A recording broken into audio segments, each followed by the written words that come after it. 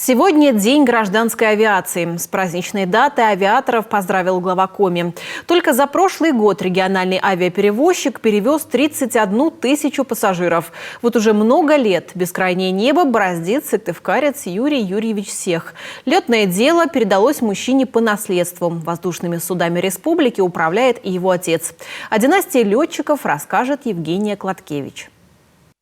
Вертолет – один из самых безопасных видов транспорта, но далеко не самый простой в управлении. Уж кто-кто, а пилот Юрий Сех о характере этой железной птички знает абсолютно все.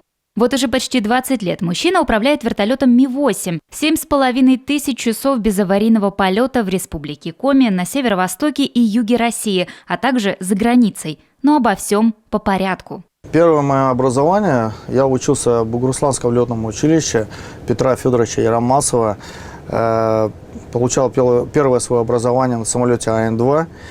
Далее поступил в Академию гражданской авиации, закончил командный факультет. Ну и как дополнительное образование я учился в нашей Коми Республиканской академии управления госслужбы. На вопрос, а почему решили летать все-таки на вертолете, а не на самолете, мужчина отвечает: управлять вертолетом куда интереснее, да и любовь именно к этому воздушному судну привил Юрию Юрьевичу его отец. Вот уже почти 40 лет мужчина тоже пилот вертолета Ми-8.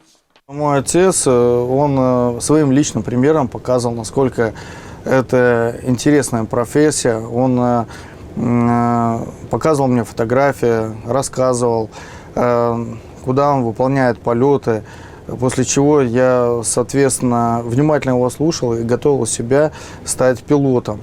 То есть занимался активно самообразованием, занимался спортом. Свои первые полеты после училища Юрий Сех совершал в составе Печорского летного отряда. Рейсы Ми-8 для оказания срочной медицинской помощи, доставки ценного груза или почты под руководством Юрия Сех выполнялись по всей республике. В 2015-м уже опытного пилота приглашают работать в Африку. Когда я работал за границей, в Африке, в Сомали, поступило, значит, срочное санзадание для оказания срочной медицинской помощи в труднодоступное место, это в пустыню, без координат, без точной позиции, где находились люди. Мне пришлось вылететь на точку для того, чтобы забрать медиков, и после этого приступить к поискам. После чего я выполнил посадку и, соответственно, забрал больных людей в пустыне. Были свои трудности, потому что все-таки пыльный вихрь, ограниченная видимость, все получилось. В 2018-м в послужном списке оказалась и Греция, где Юрий Сех помогал в тушении лесных пожаров. Именно эта миссия, по мнению мужчины, самая непростая в работе вертолетчика. В нашем регионе это, наверное, приоритет авиации в любую точку нашей необъятной республики.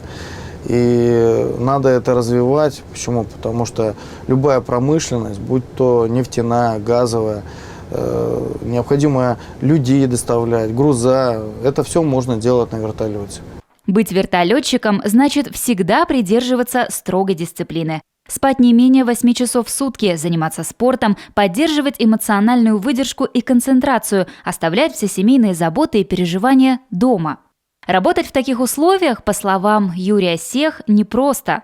Но оказавшись высоко-высоко в небе, наблюдая красоту окружающего тебя мира, понимаешь, это точно того стоит. Евгения Клаткевич, Дмитрий Булаев, Сыктывкар.